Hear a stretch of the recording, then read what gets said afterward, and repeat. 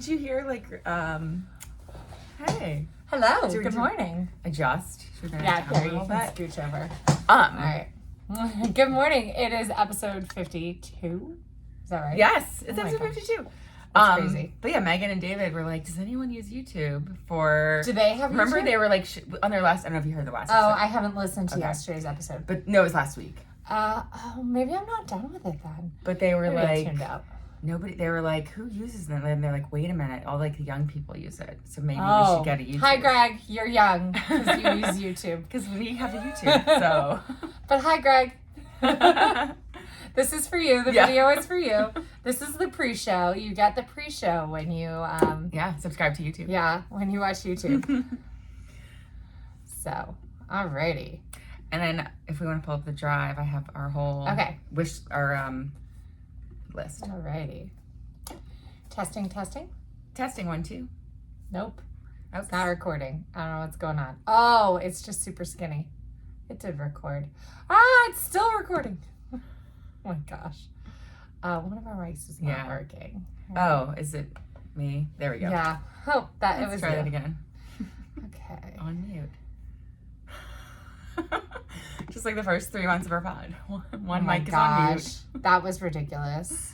We had no idea.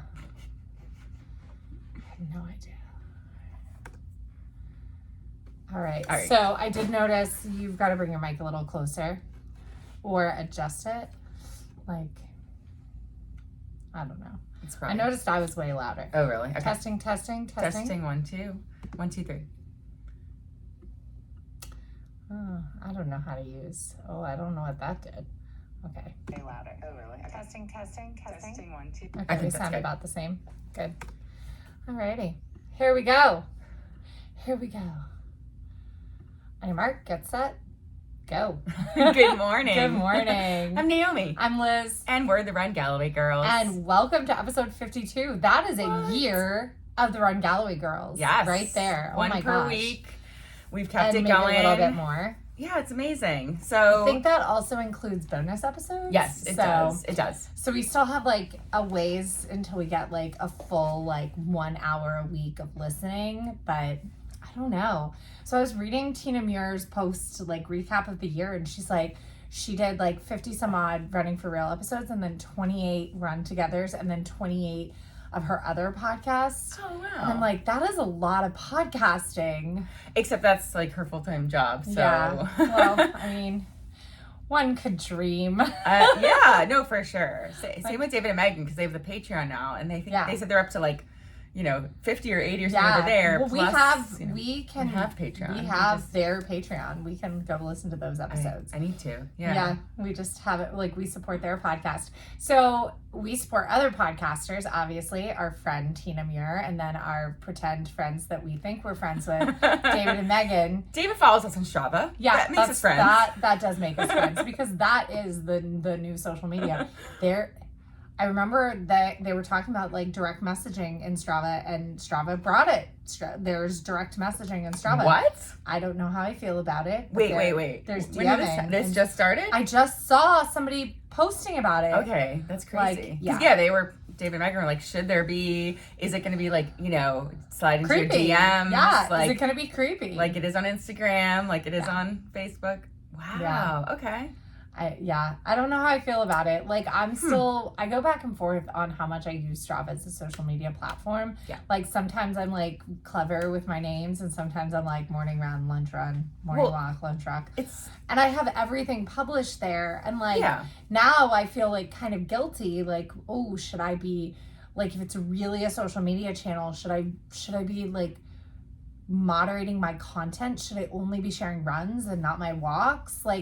But I don't know. Yeah, no, I feel Strava's a little weird, because when I'm in a time of not doing a lot, right now, I really don't care to go look at what I'm doing on there or what other people are doing on there, just because I'm not I'm in this off season. I'm just not really I'm not taking running seriously right now. So it's why, so that's the thing about Strava being a social media site, is that it's really still your, it's just still your place where you're going to all just be surrounded by people doing athletic pursuits, which is awesome. But if you're not doing athletic pursuits right now, I don't know. What's the point? What's the point? Yeah. Well, and then like I have so many things that automatically push to Strava too. Right, like same. Peloton automatically pushes, Garmin automatically pushes, and that's where it's like, how can I set up, like, then do I have to go into Strava and only, like, should I set everything to not public?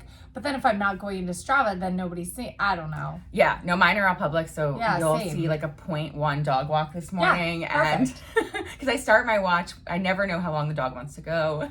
Same. And then it pushes through. And like I'm in the Garmin badge hunt. So right? I like want those Garmin badges, and I realized like the way to get the walking badge is to record every dog walk, every 0.28 dog walk. Yeah. Plus I like to, for myself, I like to know how much Penny is walking. And so I know Brian does like 1.2 to 1.5 mile walk with her. And then I like to see just how much am I walking with her. And then like, I'm also trying to get more steps. So like recording a walk like helps me.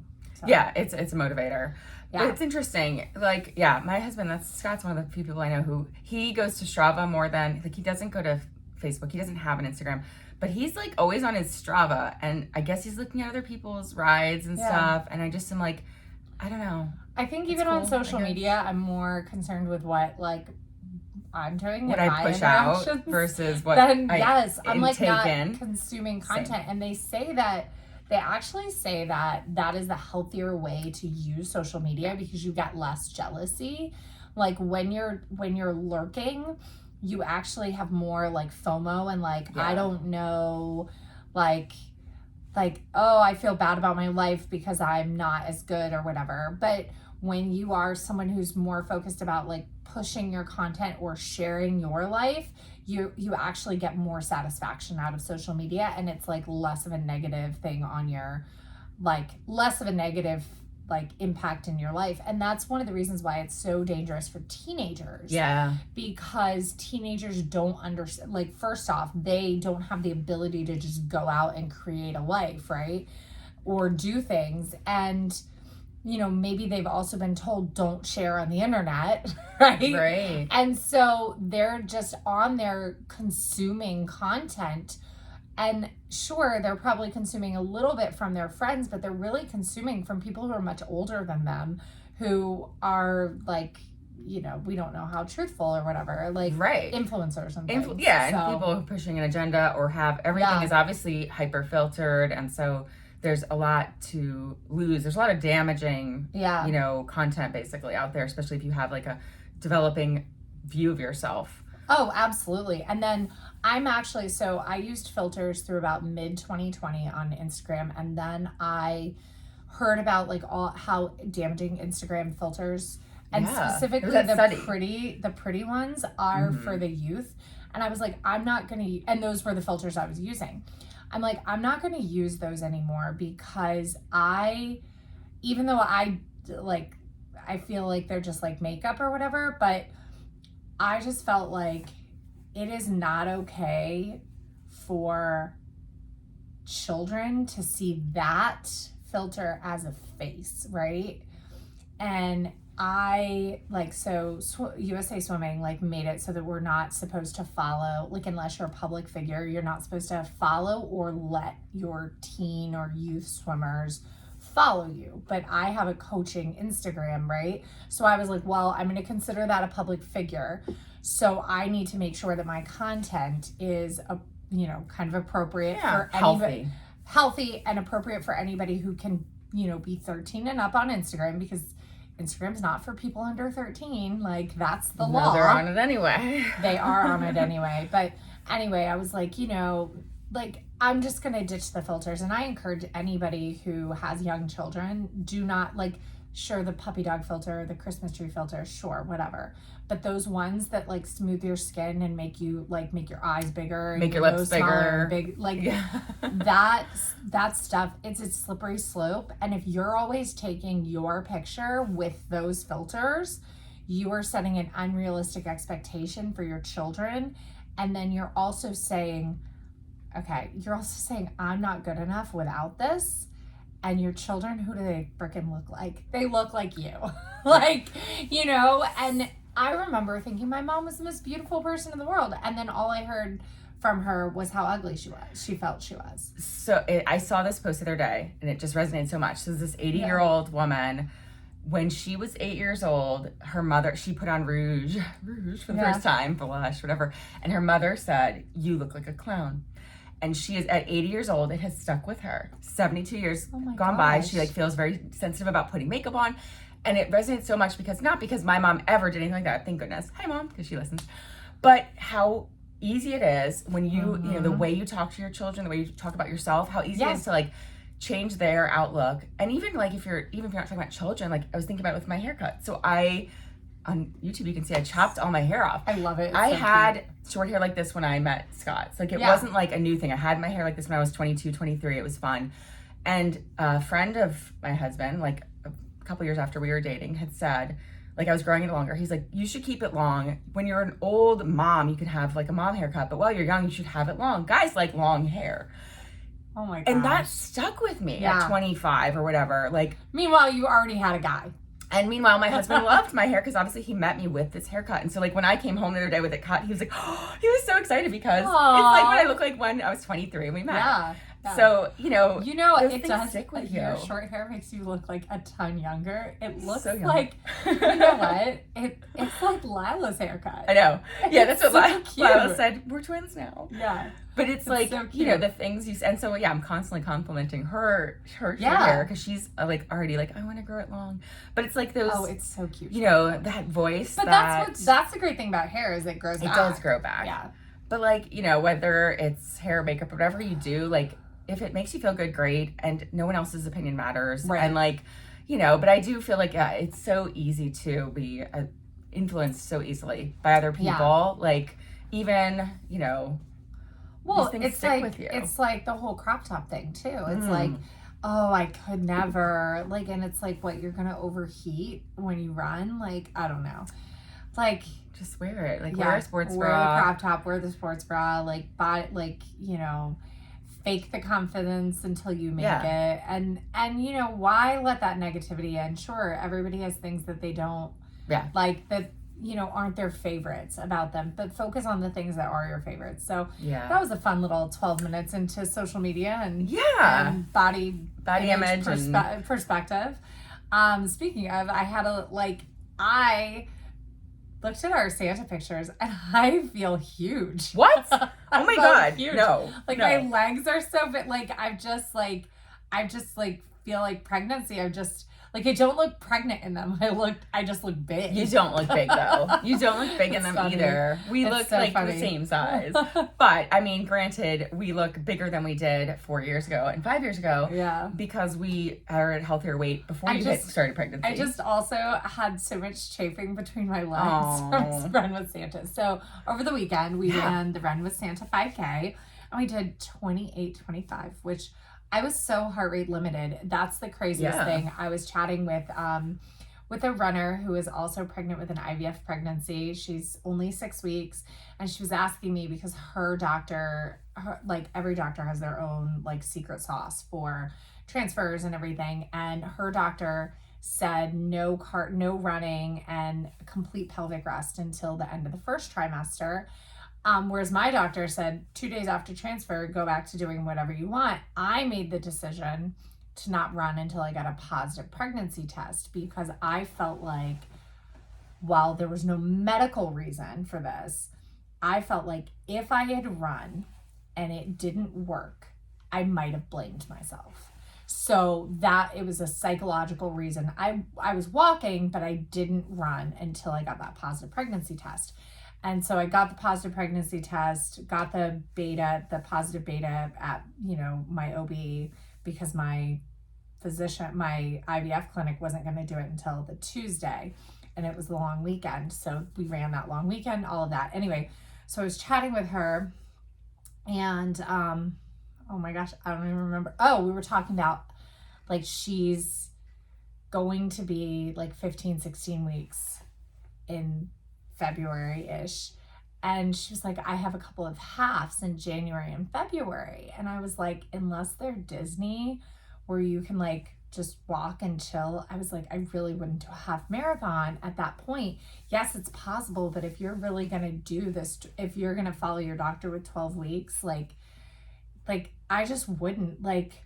And I think you've even said while you did do a sub 2 half, like you're kind of like, I have no idea why I ran halves that late, right? So the one that I did at 25 weeks around then for Disney, that was really, really hard. And I don't recommend that. Right. The ones that I did at 13, so like, what did I do? 12 weeks was Hershey. 12 weeks was fine. Like 16 or 17 weeks was Richmond, which is my sub 2 half. They were okay. And like at that point though, coming into that pregnancy, I had such a high level of fitness that it wasn't a big deal, because we were just talking about how like yesterday, or it came up my memories 4 years ago yesterday when I was pregnant with him. I was 18 weeks and we ran an 8-mile run before work because we did that back then.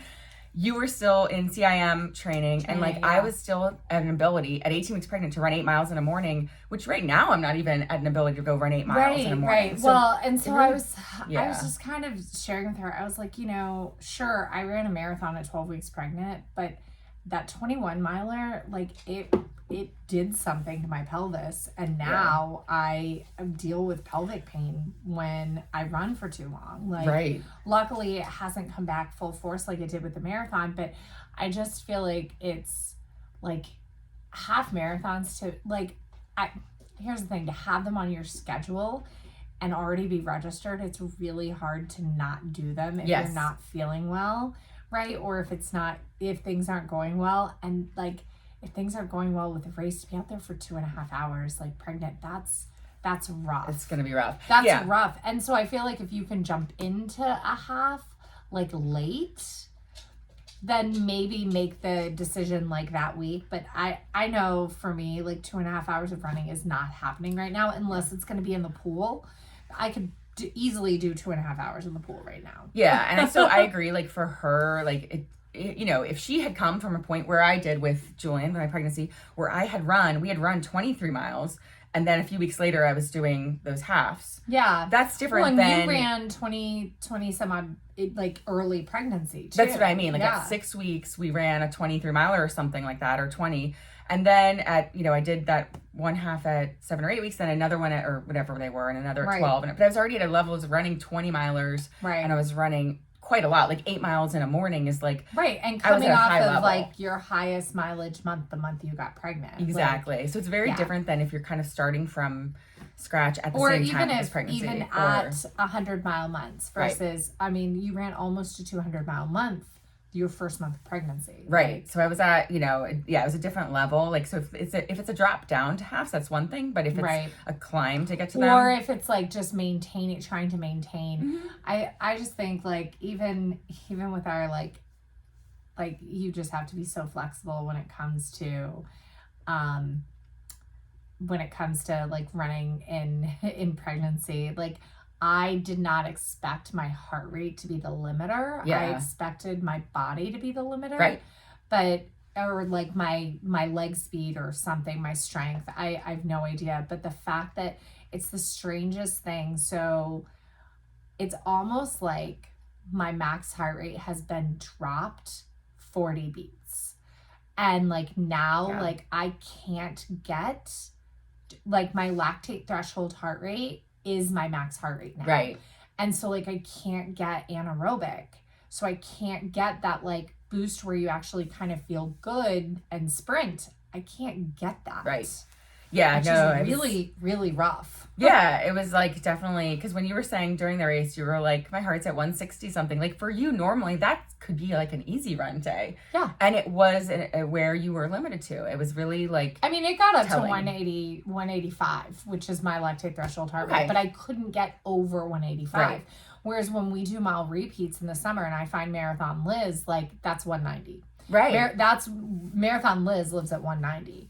So, yeah. And I'm like, oh, this is where I can turn over. This is where I can like I feel like, I don't know, I'm like shuttling well, I'm lactate shuttling well and everything, like higher heart rate feels better for me. And like this, like, it just doesn't feel good to be in that like orange zone pushing. Yeah, it's not a fun place to be. But yeah, so we did the 5K. You've got a couple more you're gonna do, or a few more you're gonna do, which is awesome. That you're still super fun and still like setting achievable time goals in there. And I'm interested to see if I can run like faster just on a different day, because the other thing, it was like 51. Really warm. It was 51. It had been raining, so does that make it humid? Mm-hmm. It was humid. And then we wore long sleeves thinking, oh, it's 51. Like, I immediately began overheating. Yep, within like a minute of starting running. It was really like insane. If we had done like a warm-up mile of actually running, we probably would have changed clothes or something. But we ran. We didn't even bring other clothes. But we did a warm-up walk because of, again, like your pelvis is another limiter. So we have these just like limitations on what.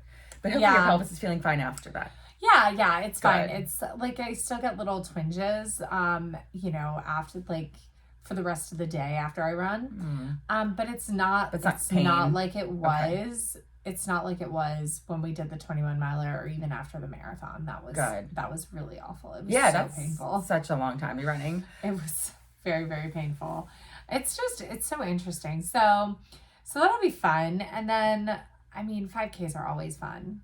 Yeah, they are, especially when you have these local ones that we have. We're so fortunate to have this like local run store that puts on these races, and that are like, they're easy to get to, they're easy to logistics are great, they're great courses, and so they're just really fun to just go do, versus like when you have like these bigger races on your calendar that have a lot more weight to them, because you're like either traveling to them, or it's obviously a longer distance where you have like all this stress on yourself. When it's these little 5Ks, it's just like, okay, cool, let's go run it. And either you go race it, or you just go run it, or whatever you do. And it's just super fun. So so we have a little bit of a gift guide to go over with you, but I wanted to get to a listener question. Oh, nice. We had a listener reach out, how do you do intervals on the treadmill? So yesterday I put together, and I just grabbed them from my own personal Instagram, a couple of like little treadmill workouts that I've done, but primarily on the treadmill, because it takes a little while for your belt to speed up and slow down. Mm-hmm. I go back to the doubled ratios. So I go back to a 1 minute walk. And I go back, so I do a lot of 60-60s or 60-30s 30-60s. 30-60s. Sometimes I'll do longer run segments too. And I'll just play with increasing the speed throughout the longer run segment. So definitely I believe in the 60-second walk on the treadmill because of the belt slowing down. Sometimes I'll do a 30-second walk where I will I'll kind of like push it for the walk, let myself finish the 30 seconds, and then push it for the run. And that still gives me that like 15 seconds of like speeding up.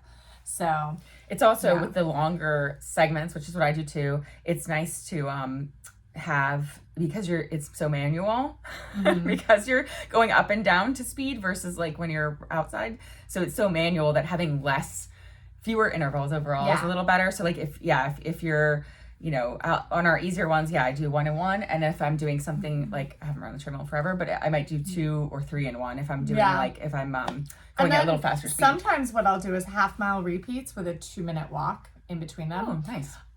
Because it's just nice to kind of get a little bit more into the groove. Right, before you change the belt again. One of the cool things about a treadmill is you can actually pick your run pace, right? So outside, I tend to run, actually not at the Santa race, though. My legs were not turning over. My cadence was not there. And I think it was heart rate limited. It is your pregnancy. But outside, but yesterday, it was better. Oh, really? Maybe humidity.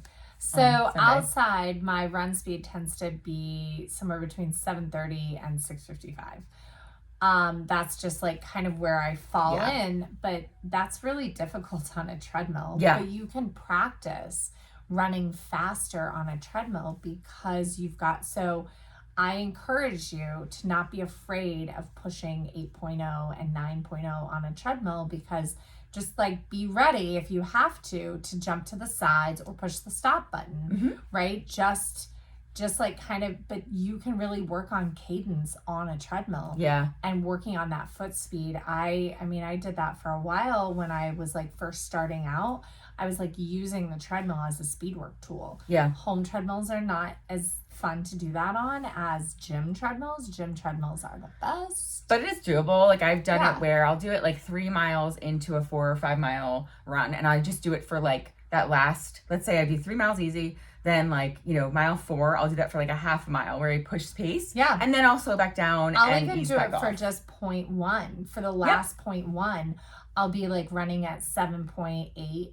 And then for that last 0.1 or 0.15, I'll push 9. Right. And just like let myself finish really fast. And I put it on there. I really like to do like, say, a half mile repeat where every 0.1, so I'll start at say 7.0, and every 0.1 I'll go up by 0.1 speed. Mm-hmm. And then the next half mile repeat, I'll start at 7.1 and I'll go up by 0.1. And then so each half mile gets faster throughout the half mile, but it also starts a little faster. And so that can like really help build your like speed endurance, where you're not slowing down through a run, you're actually speeding up through a run. Yeah. So that can be fun. And it's fun to play. And it gamifies it. Yeah. Or sometimes I'll do like 0.25 at 7.0 and then even 0.1 at 7.0, and then I'll do 0.1 at 8.0, and then I'll do 0.1 at 7.0, and then I'll do 0.1 at 8.5, and like back and forth, because it's fun. Yeah. Fun on a treadmill. Yeah. Or 30 seconds, 15 seconds, whatever it is, like just play with the numbers, and don't you're not going to reach all the way up to full speed in 15 seconds, but just that variation can be kind of fun. Hopefully it doesn't like kill treadmill motors, because otherwise I've been killing treadmill motors since I started running on treadmills. Interesting thought. Yeah. But yeah, you have to, like with intervals, you have to go up and down. Yeah. So yeah. I'm always worried about my up and down buttons on my treadmill. They die. I'm like, what if one dies? I've had this treadmill since 2014 or 15. Yeah. So it's lasted a long time. I got it serviced once, like a year ago, and it was actually in really good shape. Oh, good. He didn't really need to do much on it. That's good. So the Soul F80, is that what we have? We both have the same, the 85, or 85. I think I have the 80. But I got it, like 10 years ago for $1,400. So like I got mine 2 years ago for like $2,000. So they haven't even come up that much. And actually I called them and got a discount on it because I can't remember why. Like something happened where I couldn't order it or something. I couldn't take advantage of their financing for some reason. Yeah. So I was like, well, since I have to call, and so I had to call, something happened where I had to call to order. And I was like, this is really this is a pain. I was hoping to go through your website and be able to finance it. And they're like, well, we can give you 15% off or something. I was like, sold. So nice. I've heard the Nordic Track is a good one though, too. The home I think it's called the commercial though, but it's a home. And then Ellen Freckled Runner just got the Peloton tread, so I can't wait to hear how she likes that. A lot of people really like their Peloton tread. Yeah. So I mean, I like the one that we have. I love that it folds up. I feel like I miss the Lifetime ones from the gym. Right. That they just have a powerful motor. I feel like they're so much easier to run on. Same. I want a real gym treadmill. Yeah. Or maybe I just need a gym. Or just go to the gym. Yeah. Yeah. I mean that might be something that we have to do eventually, so that we can have child watch, so that Brian and I can both work out at the same time. Popper and child watch. Yeah. Yeah. So speaking of shopping, we have a little bit of a gift guide, and it's pretty much we've done one other episode where we did some of our favorite products, and this is more of our favorite products, but just some really good gift ideas for runners. So yeah, should we jump into that? Yes. So first off, runners love gloves. We have runners. So we have gloves and mittens, and we have a couple of different kinds. But if you don't want to spend a lot of money on a runner friend, but you want to give them something that they will 100% appreciate, those $2 gloves. So they're $5 at Target now? They're $5? I know. I linked them. We're going to link everything in our show notes. So the $5, they're called Tech Touch knit gloves. I don't know. You know, inflation. They were $3 at one point. Maybe they were 2. But they were packs of 2 at one point as well. Anyway, just like little stretchy gloves. Those are the best. Yeah, and they're touch. They actually are. You know, they work on your phone. Like and they do fall apart. Like the fingers, you'll get holes. Yeah, in them, you'll get. Yeah, but they're still. It's so nice. Like they're almost like throwaway gloves. So definitely. I messed up. Yeah, so another option is the Headband, and that they're usually like $20, but yeah, the Target $5 ones are awesome. Yeah, they're really great. Or like thinner gloves. I feel like really like, so if you're looking for gloves for a runner or mittens for a runner, thinner is kind of nice because you can always layer them. But like thicker your hands can get. Like I have some nice Nike running gloves, but my hands overheat in them because they're really thick. Whereas like I had some Saucony ones. I actually, when I took my jacket off like a couple weeks ago and left it by the trail, I think I left my gloves there too. No. And I never picked up the gloves. Oh no. We'll have to go look for them. Maybe they are still there. But Lululemon has really thin, nice ones. I had a pair of Oiselle ones that were really thin and nice. So. And Smartwool has some really nice ones too. So definitely, like, if you are like, I don't know what to get, like, nobody says no thank you to gloves. Yeah. Everybody's like, oh my gosh, gloves, yay. And they're like one size fits all, so you don't have to know somebody's sizing. Because some of these items, we do have like a list of some clothing items, which obviously you need to know their sizing. Yeah. And we have like, you know, some other stuff that's unisex too, though. So yeah, those are my favorite. Okay. Do we want to go over? Do we want to go down with clothes? First? No, we can go. We can go with clothes. So we're definitely 100% big fans of Senita Athletics. They're so inexpensive. So a Senita's gift card would be great. Yeah. Our favorite shorts are the Lux high-waisted Rio shorts. Oh yeah. Right now, we both have the 3.75 in most of them, but I think I'm going to try to find a 5 and a 7 and see what they're like. Because, again, that chafing. The chafing. That chafing. They come in multiple lengths. They're so inexpensive. Like, it's so stretchy. They're like $26 when they're regular priced. So stretchy and comfortable. They have huge pockets. They fit your phone. They fit your shoes and your gels. Yeah. And they're actually really flattering, too. Yes. Like, we wear them as just shorts. Like, without skirts, but they're great with skirts over them as well. So yeah, they're super flattering. I love the high waist. Yeah. Oh my gosh. And they come in a million colors. I also like that they're slightly compressive. They're not like super compression, but they're slightly compressive. So especially like as I've gotten bigger and I'm still wearing the same small size, they feel really great with my big belly. Yeah, no, it's true. Like that's also why they're so flattering. I feel like because the waistband just, you know, gives you like a nice little, you know, shape. Yeah. Another you've turned me on to a Lululemon Align. Yeah, the Align tights and shorts with or without pockets. The pocket ones are harder to find. They're online, but they're hard to find in the store. The one thing about the pocket ones is the waistband on the back makes them not as comfortable as the regular Aligns. So my recommendation is to go up a size in the pocket ones versus the regular. So the regular Align leggings and everything, they have a very, very stretchy waistband that's super comfortable. So with the extra seaming on the pocket ones and the extra seaming on the sides, they're just not quite as stretchy. So you might need to go up a size. Like, yeah. That's a good tip. They're so soft though that the material is just so soft and stretchy. It's like why I love them buttery so much. Buttery soft. soft. It's like all I ever want to wear. I mean, I have like probably 6 or 7 pairs of Align leggings. Nice. They're really thin, which is nice too. Right. The pocket ones are a little thicker because they do have the extra like support for the pockets, but the regular ones are super thin too, which is just so lovely and nice. I wish that the regular ones had just like one pocket in the back though for your phone. Like I also wish, I was gonna say with the Sanitas too, I wish there was like a key pocket or a zipper pocket. Yeah. That's the one flaw with both the Lululemon line and like the Senita Lux Rio.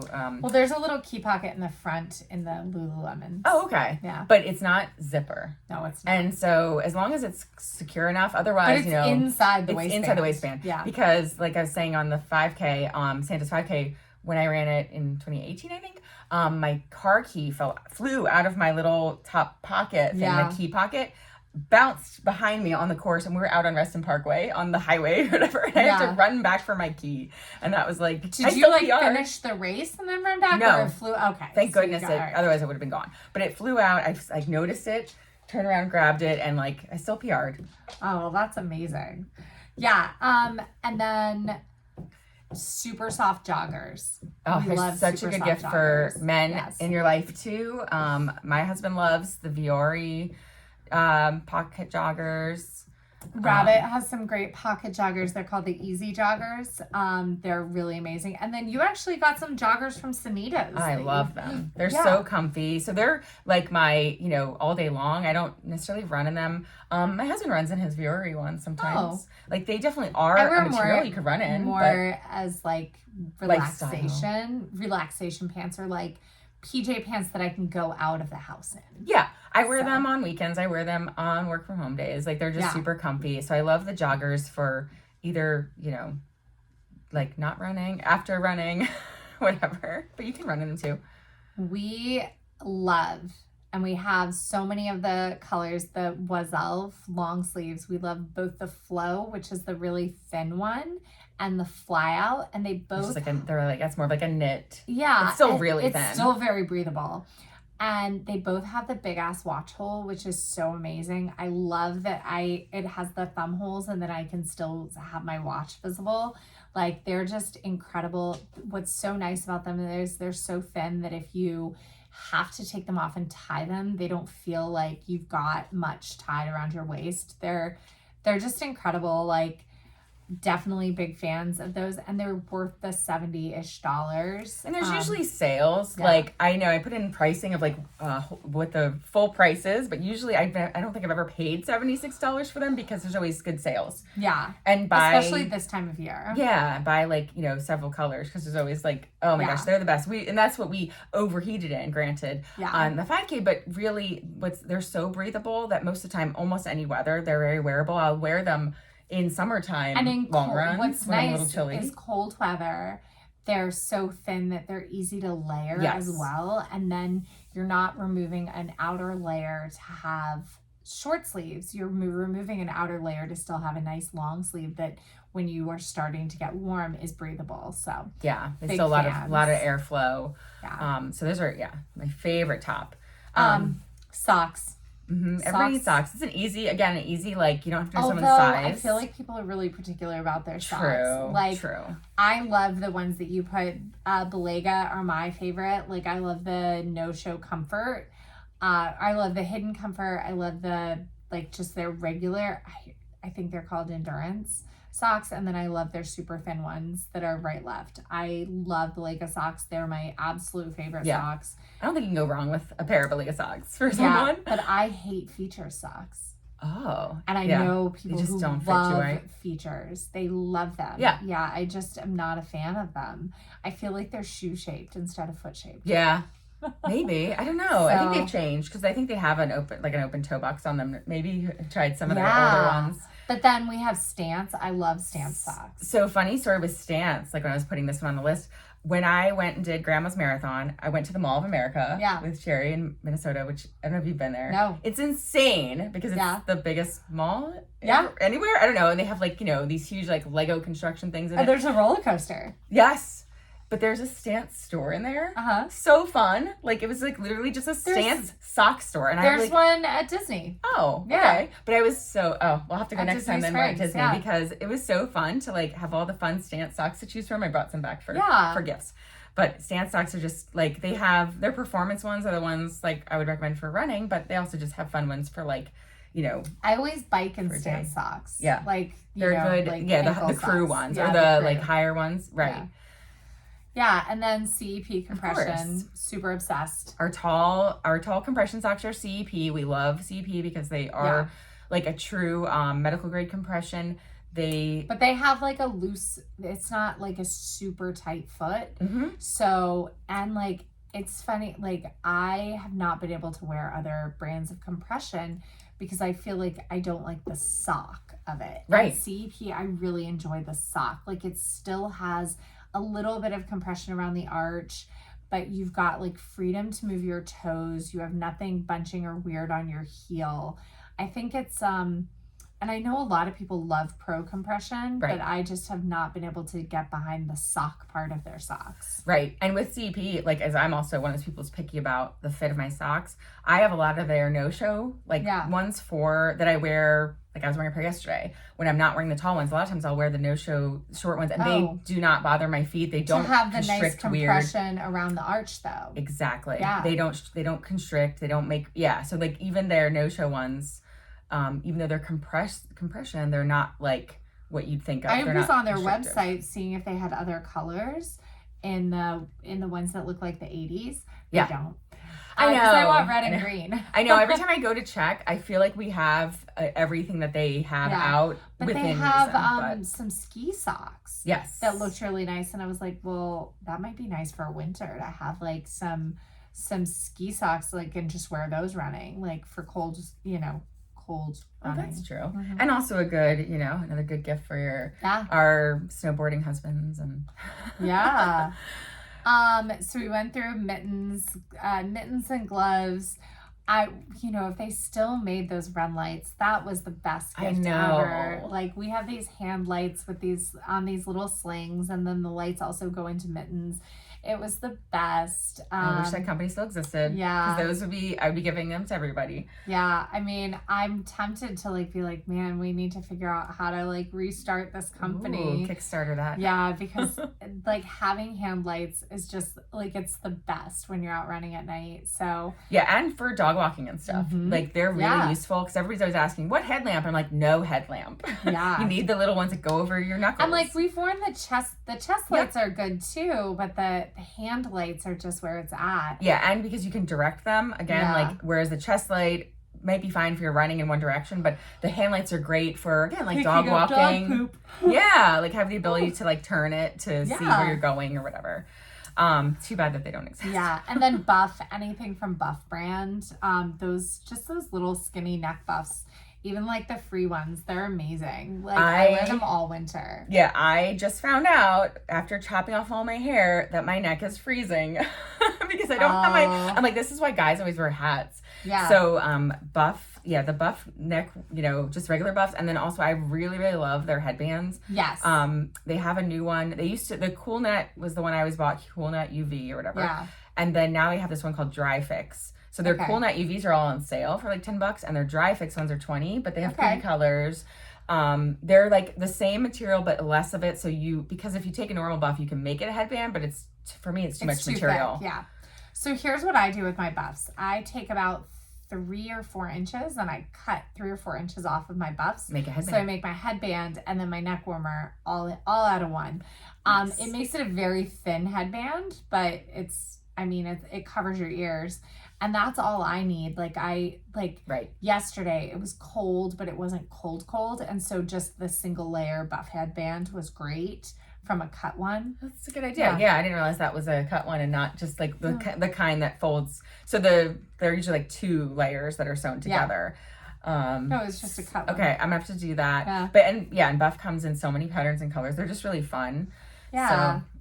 So definitely, and honestly, if you get a free one from work or something, just give that to a runner and a runner will be happy. Although everybody listening is probably a runner, so they're I open those and use those. They were doing so many free ones for a while, and they still sometimes are. So they at the race at the expo at Philly, they had they had a booth and they were you have to answer a question to get one. I don't know, just something silly.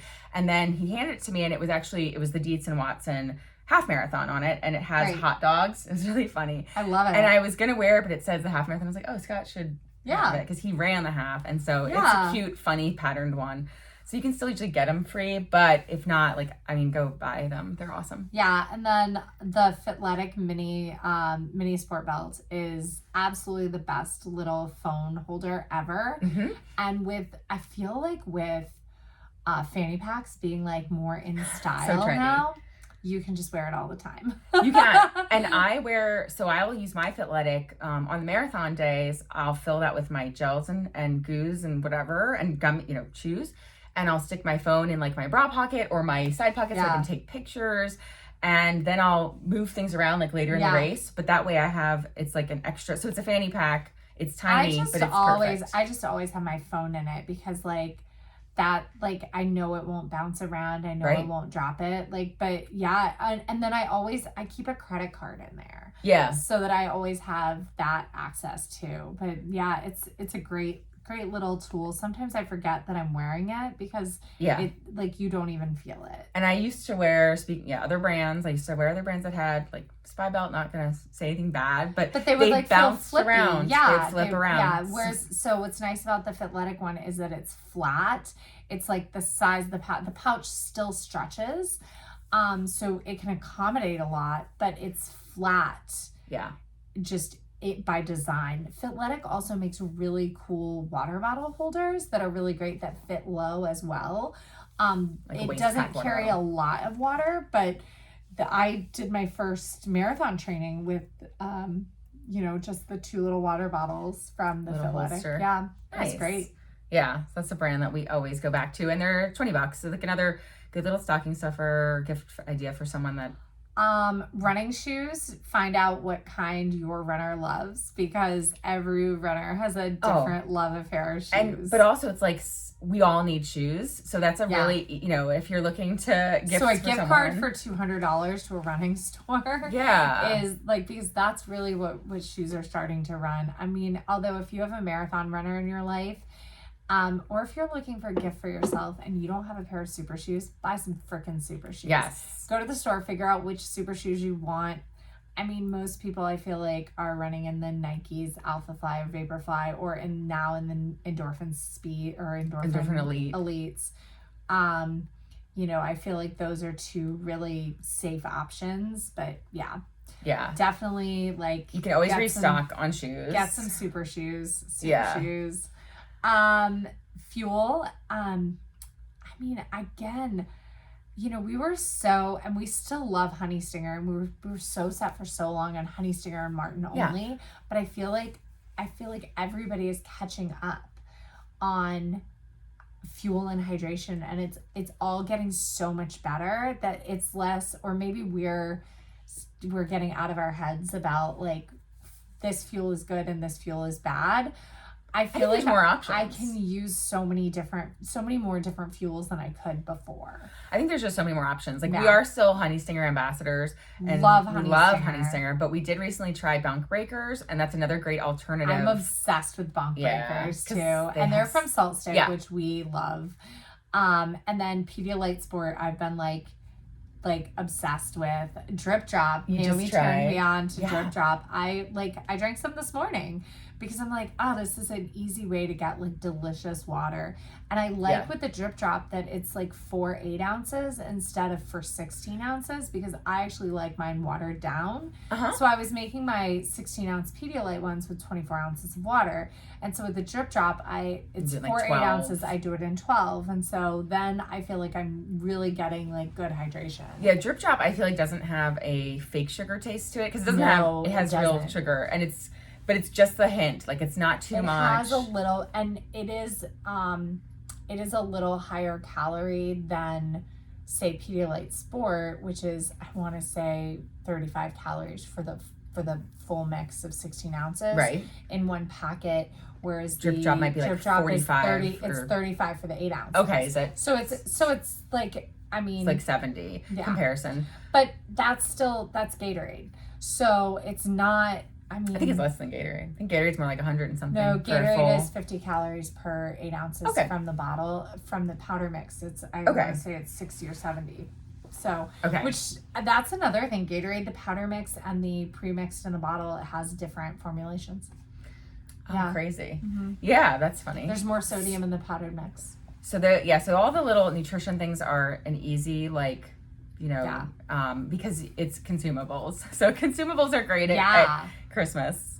And then Orgain protein powder, and we have a code for 30% off right now. You can get the peppermint mocha, which is my favorite. Yeah, and I need to like stock up on the peppermint mocha because I want that year round. That's like and it comes in a smaller canister, so yeah, you need to get more. That's like I need to like literally buy a case of it because I'm like obsessed with it. Yeah, and I like their chocolate fudge. So like that's a great way to throw some powder. Yeah. Throw some powder on it throw some protein on it because you always need protein. We're not getting enough protein. Like that's something I'm concerned about right now. And so I think those are a good little add on for your nutrition. And then there are a ton of great running books out there. And there's other great things.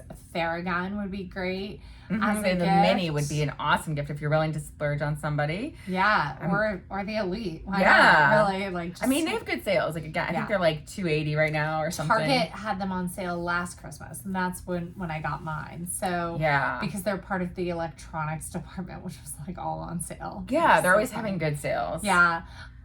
There are tons of great books that came out in the last year. Kara Goucher, Lauren Fleshman. Amazing Des autobiographies. Linden's book was amazing. Oh, so good. Her book, like, I could not put it down. Yeah. It was, Hers and Lauren Fleshman's, and Kara Goucher's I really loved too. Yeah. But like, they were so moving and so, just such good reads. And they all came out this year. So those are great if you haven't read them yet or if you have someone in your life who'd be interested. There's a new book I think it's by Matt Fitzgerald. That's the How to Run or like Run Like a Pro Even If You're Slow, I think it's called. I really want to read that one. That's on my list. I like that. And then metalhangers.com, Allied Metals, they make the best metal hangers. They're so beautiful. They're like pieces of art. You know what? Talk for a second. Yeah, so I need to get some more metal hangers in my basement because surrounding my treadmill, I have all my metals and they're overflowing. And so Allied Metal Hangers has these really fun ones where like they have different like cityscapes and different like fun. Okay, so this, if you're on YouTube, you can see it. This is my super cute Dopey Challenge one.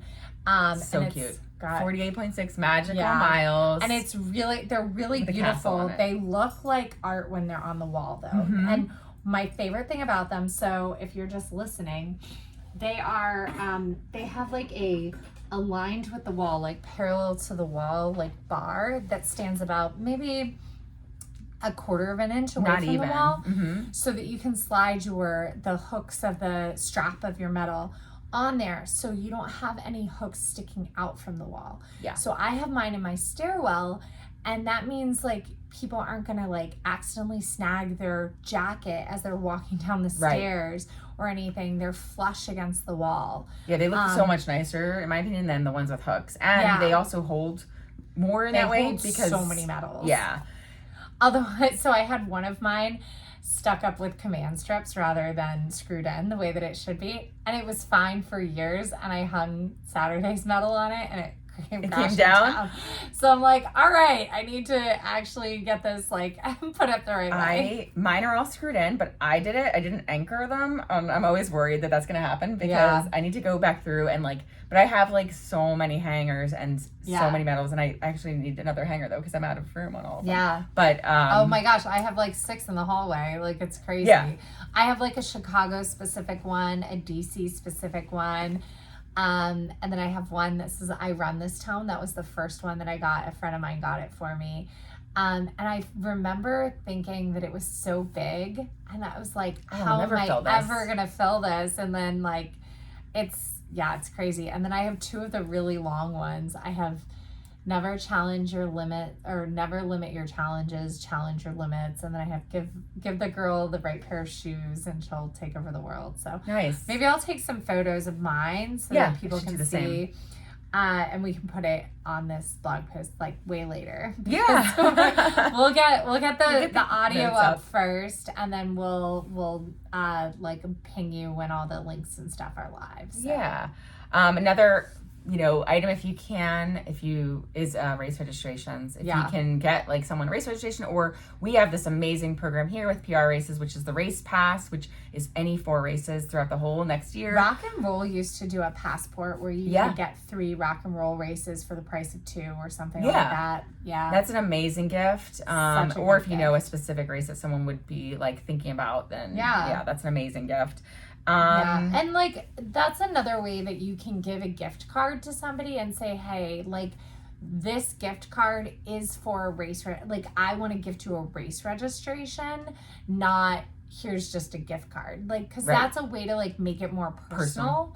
And then Roadrunner Sports is a national chain for running shoes, so that's a great option if you're gifting to a runner that doesn't live local to you.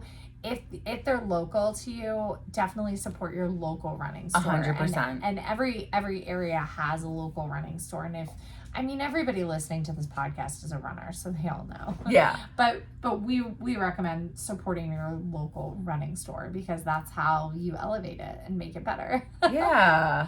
And give back to your own community. And our race has these great sweatshirts. Yeah. Oh my gosh. That we're wearing on YouTube. With Santa it's the best swag. It's so cozy and soft inside. I'm so glad. Yeah, like Scott saw it and was like, "Oh, that's really nice." Yeah. He's like, "Oh, these winter races with PR give out either long sleeves or sweatshirts." I wonder what the race he's doing, the holiday half. I wonder what their swag I think it's usually a long sleeve. I'll have to go look, but it's kind of nice to get the sweatshirts in the long sleeves versus like just the t-shirts in the summertime. So sign up for the winter races and get better swag. Well, and then Potomac River Running also has it where you can choose a $10 gift card, which I usually do that. I do that if it's a tech shirt. But if it's a sweatshirt, I want the sweatshirt. But if it was a cotton shirt, I would want the cotton shirt too. Same. I'm a big fan, especially of cotton long sleeves. Like I don't know. That's just what I like to wear. Like the Army 10 Miler used to give out a cotton long sleeve t-shirt. Oh, I wish they did that again. And it was I stole my dad's in 1995. I stole his Army 10 Miler cotton long sleeve t-shirt and I wore it all the time. It was my favorite. And I went back and looked up his time, and granted it was pre-chip timing. And he ran a 1:28, and he's like, well, my first mile was like an 11-minute mile because I was so slow, so far back and everything.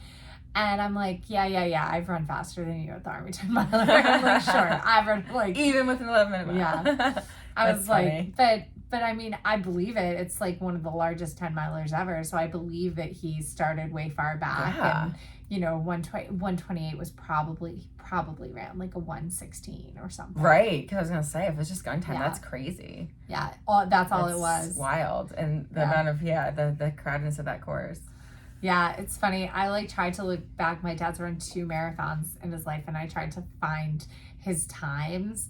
Which ones did he do? They were in Fort Hood, Texas. Okay. And they were both in Fort Hood, Texas, but they were certified courses so that the CO could get a Boston qualifying time. And so that's cool. Yeah, so I tried to look them up. I think they were in 83 and 84 were the 2 years that he did it. And I was like, and like my mom's like, I think it was like a 3:35 or something, whatever it was. Yeah. And I was like, when I ran my 3:32, I was like, I'm faster. Yeah. It's so exciting. Yeah. Beat your dad. I love that. Yeah, I know. I'm like, I want to get back into that shape so badly. Like I think about it, like especially so this past weekend with CIM, and way to go, Jess. Congratulations on your huge PR. She ran so well, and it was an over 5-minute PR or something like that. She crushed it. She ran a 3:44 and then so fast. She was saying how her goal was to negative split the race, and I was like, that's a really difficult course to negative split on because all the great downhills are at the beginning. And then it's flat at the end, and flat is amazing. But after you've been running downhill for like 20 miles, flat feels uphill. Right. So I mean, she did, and she had, 2 less than 2 minute positive split. It was a great race. She ran it like amazing. Super well. But it made me like be like, oh, I really want to go do it. And then, but then I'm like, do I want to do it in 24? Do I want to do it in 25? Because we had talked about maybe pushing it off until 25. So it's like, what it'll do be, we do? I know it'll be hard to know because your baby won't be here till May or around then. So it'll be hard to like, you know, like have that idea of how it's going to go until after that. And so it's just so up in the air. I know. But we at least have Richmond for now. And Richmond's really fast. So Richmond's very fast. We have that option, like if we decide not to go out to California. Yeah, too. and we're gonna have to get CIM at some point. have to get some real good fitness between now and then. Yeah, same. Oh my gosh. Same. I'm not in that shape anymore either. Oh my gosh, it's gonna be crazy. And that's why I'm like, do I want to save CIM for when I'm like really in good shape? Like it's not like the race has to be fast, but it is a travel race, and that's and there's a time change, and so there's factors of it that like you just have a little more logistics than and with the baby it's too much. There's too much that we don't know, too many unknowns. Right. Well, and then I just like both times that I've gone to run CIM, I just like went in with like this confidence of knowing what I could do, and it's so like nice to like I don't want to go in like undertrained. Yeah, without that confidence of knowing exactly, which I'm sure I'll go in knowing exactly what I can do, but like I don't know. I guess there's a little like there's comparison's the thief of joy, and I just don't want to have that. I totally understand, because that's what happened with Philly. It was it was a complete unknown. I didn't even know if I could physically run 26 miles. I'm still broken right now. And so there was very much a like, going there with zero expectations, and feeling a little bit of like a little downhearted because it wasn't, because I wasn't going to, because I wasn't going to run a race that I, wanted to. But it was very freeing, and I do feel really good about, of course I feel really good about my finish and what I ran, and like I also had so much fun. I loved that course. I had so much fun on that course. That's the thing. It wasn't stolen from me. I didn't lose the experience of it by it being like, you're not in the shape you're going to be in.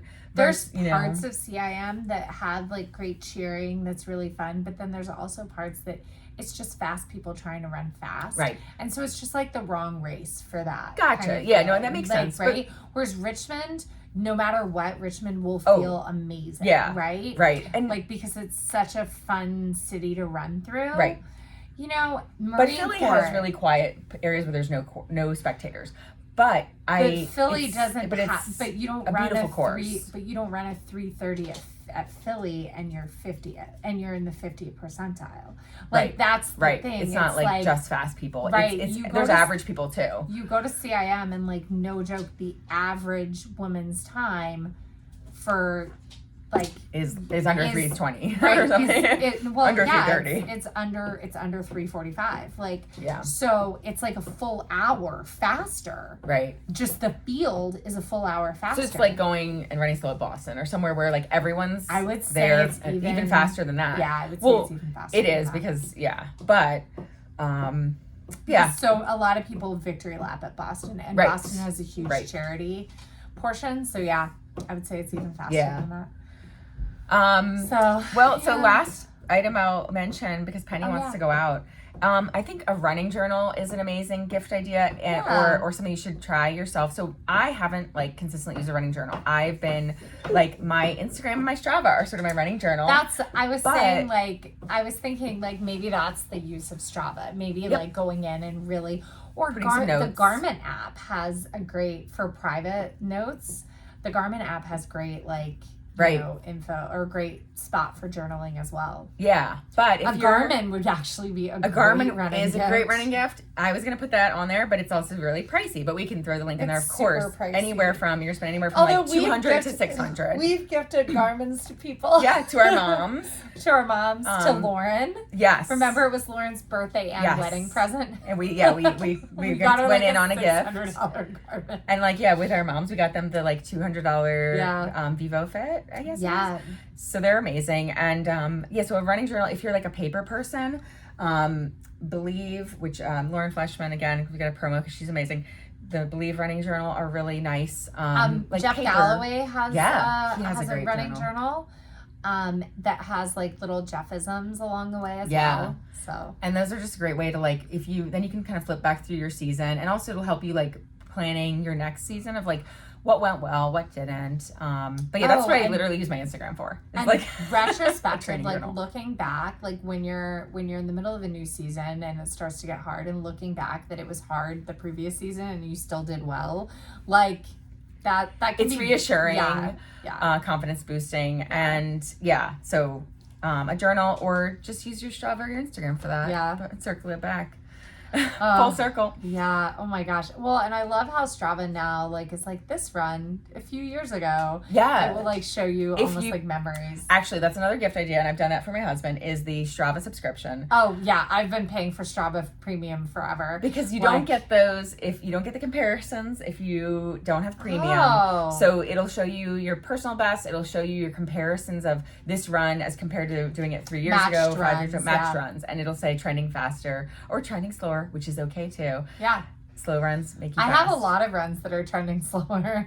Nothing wrong like with that. Runs that we do all the time.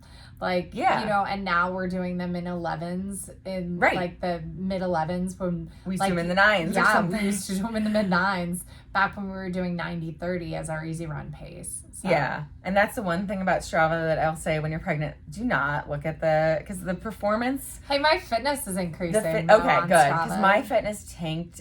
And so on Strava, when I got pregnant, it kept getting worse and worse. And it was like really annoying. So I had that low segment. Right, because of IVF. With IVF and when I hurt my ankle 2 summers ago. So my fitness like just tanked there. So like as long as I'm staying above that, like I'm good. There you go. So I was able to in a relatively short amount of time come back to a 409. Yeah. From that like really low fitness. Yeah. So within 10 months, 8 months, or whatever, because you were completely not running. I was completely not running. July and August. But I think by like October I was only doing 4 miles. Exactly. Right? And then like starting January we ramped it up. Yeah, and then by May we did a 409 marathon. Mm-hmm. So it's there. I'm hoping that if I can keep my base a little higher, right? And I can like stay where I'm running 3 to 4 miles throughout pregnancy, then hopefully I'll be able to. And when I wasn't running, like after the summer ended, I wasn't doing anything. Like I was doing nothing. So I'm hoping that, you know, I can keep a little bit of fitness through. Yeah, you will. And that'll, like I was saying yesterday, like that makes the birthing process so much easier. Yeah. Honestly, that was the easiest part of having my kids, was like pooping them out. Like it was like not a big deal. I was like, this is Brian it's hates painful. when I say but poop out a baby. It's like that's how gross. It works.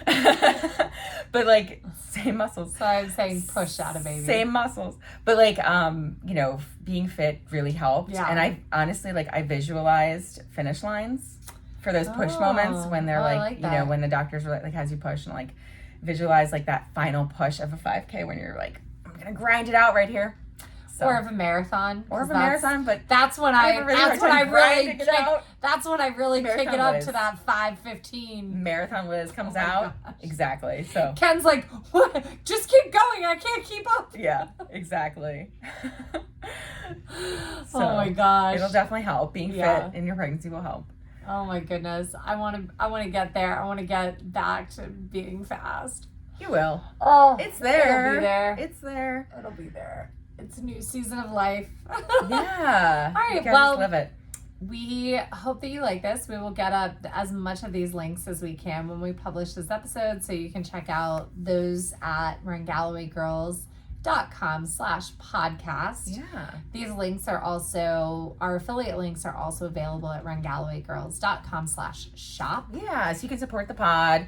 Oh, another great gift idea is Beauty Counter. So go to beautycounter.com/RunGallowayGirls and shop all your favorite skincare and makeup. Today, there's actually double member rewards. So go ahead and sign up to be a member, and you're going to get shipping. 20% back in rewards to spend on your follow-up purchases.